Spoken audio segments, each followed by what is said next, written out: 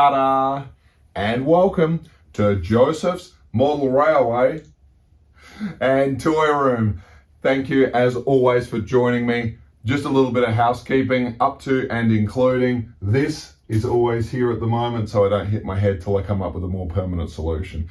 But of course, as always, you don't need to like, follow or subscribe. Just put the videos out there where I can. Have a holly jolly great time doing so. In today's video, it's a real quick one, especially for those of you wanting to add a little bit of model lighting to your layout, whether it be a model railway or maybe some other diorama, including a doll's house or something like that.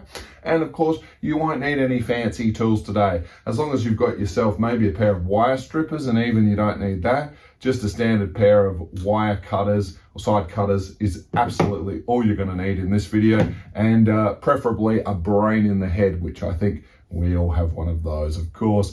For those of you that aren't too confident using a soldering iron or a soldering iron, as some other countries may be calling it, to which that's one of the wonderful words in the English language, just like the yatchet or the knife. I'm not quite sure how solder and solder became two things, but that's got to be a video for another day. Any more than a video that has to be coming up is, what's the deal with buying locomotives? In the year 2024, I'm trying to chase a few locomotives, sold out, pre-order. What happened to the trains? No wonder we're not watching them going around the layout at the moment. Oh, I digress as always. So we're going to have a quick look. We're going to dive into wiring up some LED lights onto your particular model layout of whatever you choose to do. So let's dive on in, shall we? Just before we dive in, just a quick bit of history. I've talked about the Woodland Scenics Just Plug lighting system in some more detail in an earlier video where we wired up a building with some lights. We've got the yard lights, and I talk about what you can do with it. So do check that video out. Today we're just going to focus on a quick approach for using non-proprietary lights and how simple and cheap it can be should you choose to do it. And just a quick bit of background, of course, as I've mentioned before, I have 3 bus lines running around my layout, and each one is labeled accordingly. So when you stick your head under the board, you'll see a series of these linking up, daisy chaining together as they go around the board, and each one will be marked either track, points, or accessories. And as you can imagine, things will just tap out accordingly from there.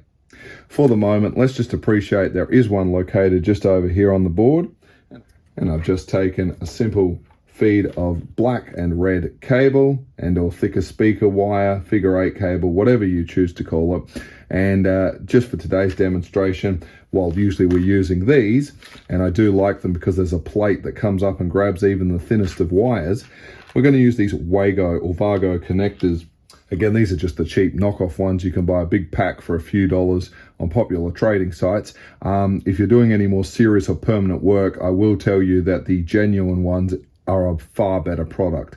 But the 12 volts that we're buzzing around with here and the quick access I need, so be it. Remember, I'm screwing into those distribution points accordingly for a more permanent connection. And of course, this is indeed just wired up to our standard Woodland Scenics power supply. However, you can of course plug into the back of your accessories panel on the back of your train controller or DCC controller or what have you, and what you're using. But basically, whether you do that or you just use their power supply, you can certainly see you can run a whole series of different things from that standard power pack. And I can say I'm going to have quite a lot of lights on this layout by the time I'm done, and I don't even think I would have scratched 10% of the overall output that this particular power supply can deliver for you. So again, we have the power coming in, and remember, all I've needed at the moment is a simple pair of side cutters, and that brings us to where we are. So the products we're going to be featuring today from Woodland Scenics in the Just Plug lighting system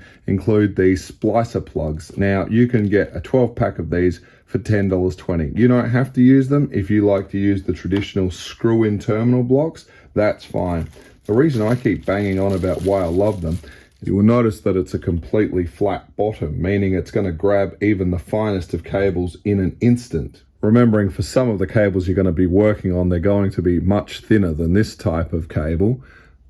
However, that being said, you push it down, you'd have it trimmed back, slide it on, and there's a lovely solid connection not going anywhere.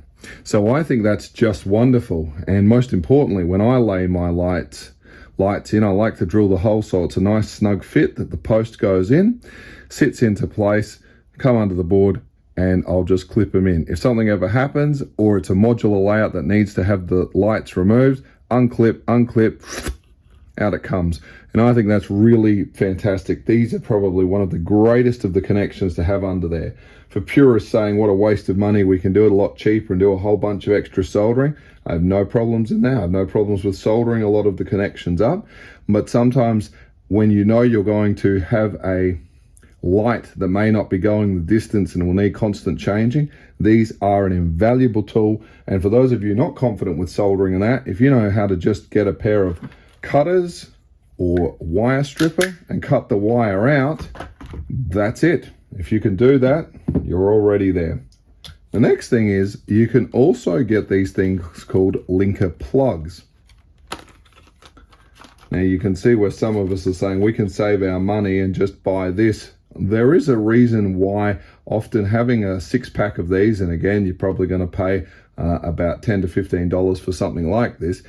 This has a secret weapon for you that aren't really interested in doing any soldering, and that's the fact that the resistor has already been soldered in and heat shrunk directly on here, meaning that's going to make doing your LEDs much easier. When you purchase just some stock standard lights, the problem can be with even these, they look fantastic in the box, and of course when you'll open up the box, you'll notice inside there are a series of resistors for you to solder in accordingly.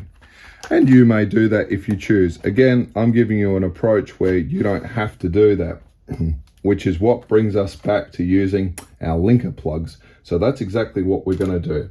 And of course, to control it all, we're going to need to use the Woodland Scenics Light Hub, which we've talked about before. It is a little more expensive, but of course it gives you the ability to dim sections and or lights individually as necessary. The last piece of the puzzle I think that is well worth buying, and of course here we go, are the connecting cables, JP5760. $15, these will basically set you back, and in this particular tube you're going to have 2 cables, each at ½ meter long. Now, do we really need these ones? No, but if you want to go down the soldering free route, then stick with me on this one. The reason why we're getting it is just cable, but it all comes down to this connector. So we've got one opened up here, and here they are. They're both been heat shrunk professionally up. There's no resistor in these, and you'll notice the heat shrink deliberately comes to the boot of the connection, unlike the linker one, which is clearly defined a bit further down. Also to note, the grade on the cables is slightly different, and this is more your sort of bus feed to interconnect away onto the layout. So as a result, for me, the most important thing, and I know it seems a bit heartbreaking, is I'll usually get one and then I'll cut it in the middle or wherever is appropriate. I know, tragic, isn't it? Because we won't need both of them, so I'll put that one aside. This is going to be what's going to feed into our light hub. Now, as mentioned before, the consistency on my layout is black is black. Red can sometimes be grey and other colours, but black is always the common colour, so we always just keep black to black.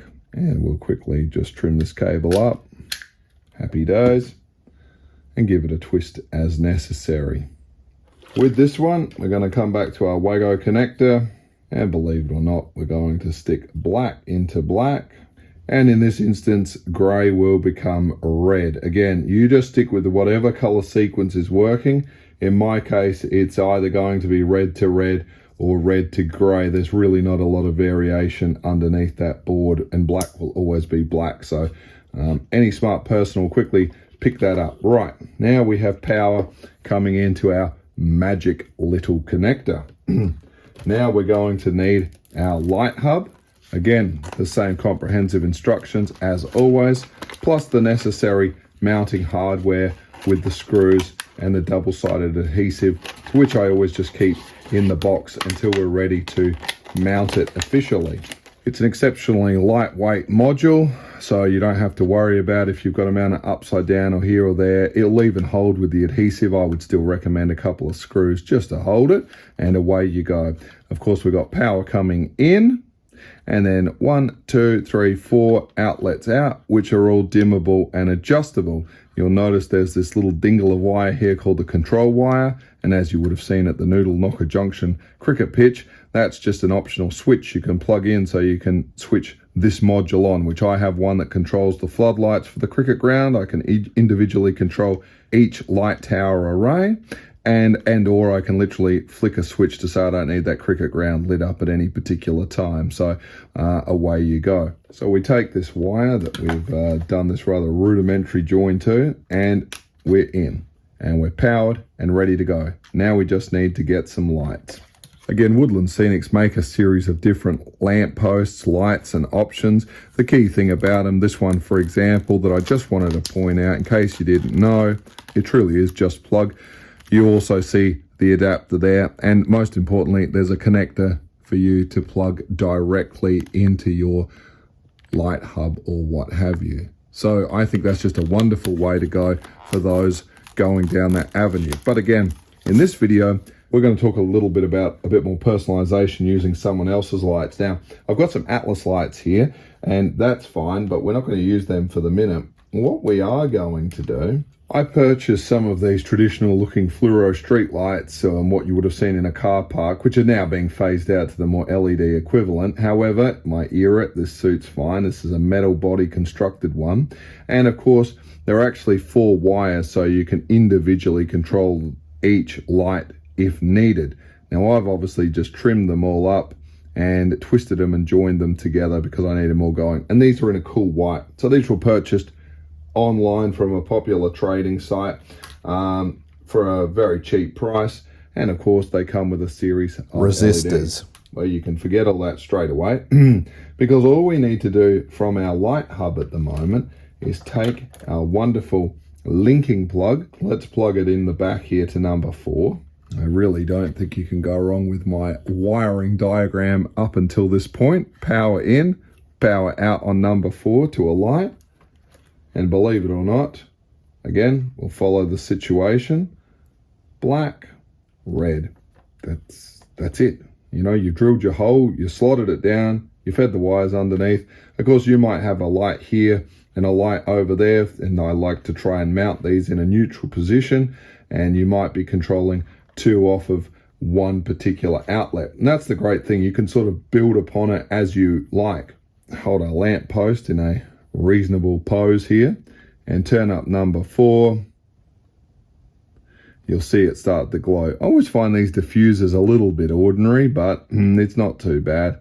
And of course, as we increase that brightness, you'll get the look. It would be good if we got more of that sort of stripe thing. Again, I've talked about that in another video where you can just take some PVA and rub it against it and you'll get a better diffusion out of here. And again, you control this light output as needed. Let us now just dim the house lights here, and as you can see, if we just dim our street lamp here, you can sort of get that overall appearance of what you're looking for. Again, when it is quite bright, sometimes it can look a little bit too unrealistic, considering over time particularly that the grime and the bits and pieces around the join builds up. Some leaves or something may have got caught up around there, and of course the mildew and mold that can grow around the seals on the shadier side. So if it was me, I would certainly have this light probably dulled back somewhere to about this level, still giving a good light output but without saturating a scene. And all of a sudden you might not think dimming a light is something you wanted to do. You want to plug them in and get light, but all of a sudden you can really create some real shadows and just that real evening definition that a lot of us are chasing. So I really think that this Woodland Scenics way is the way to go. And of course I didn't do anything apart from having a pair of side cutters. I didn't even have a screwdriver for this. The only screwdriver I'd need is to actually mount that light hub into position. I'm going to keep that power going for a minute onto this lamp, and we're going to introduce another lamp post at the moment. Again, I can't tell you anything about this one, although I would have to make an assumption. The seller I have been using on that popular trading site is David from Wehonest, who has been a really great amount of support in some of the customization I needed to create with some signals and the alike, who has been able to manufacture products to meet my requirements at an exceptionally competitive price. We're just going to wire straight in now with these retro looking yard lights at the moment in an almost warm white to almost a yellow at the moment. And as you can see, I just plugged them in. What we might just do is dim the lights. So you can see we're getting quite reasonable light output here from this particular little one. And that's kind of a good thing. That's kind of what we want to see in a yard. But if we just bring the light over and I start dimming it, we'll go right down here. So that light output's a bit weedy. We wouldn't certainly expect a lot of that in the real life. But let's just bring it up a touch. And then all of a sudden we're getting this nice, gentle, warm glow. And I think that's absolutely fantastic. That's probably where I'd be running it on my layer. Of course, some of you will prefer that absolutely as bright as it possibly can be. The thing is, when we're working in a smaller scale layout, this light bleed starts to create the rest of the scene to look a little unreasonable. But I guess that's the great thing about the Woodland Scenic system. You dim it to create what you're looking for. Well, girls and boys, ladies and gentlemen, as you can see, some tremendous light output we're getting from just this humble little light using the Woodland Scenics. A couple of minutes, no tools. How can you go wrong? All of those LED lights you've seen at bargain basement prices and said, I think I might want to have a play with this, but particularly with the DCC Concepts lamps that we used on the station platform, some of their kits will include little resistor boards for all of the lights, so you can get the right amount of light coming out of that light. But again, light dimmers. For a similar cost, you've got an entire solution here. So if you're just working on a little boutique end-to-end bookshelf type of layout that you take on the exhibition run or any of the exhibition types of layouts you might be building, this is a fantastic way to do it. And if you've got other operators that need to make adjustments and that, it can't get any easier than this. You can make those changes to the light brightness on the fly while you're at the show. And I think it's just absolutely fantastic.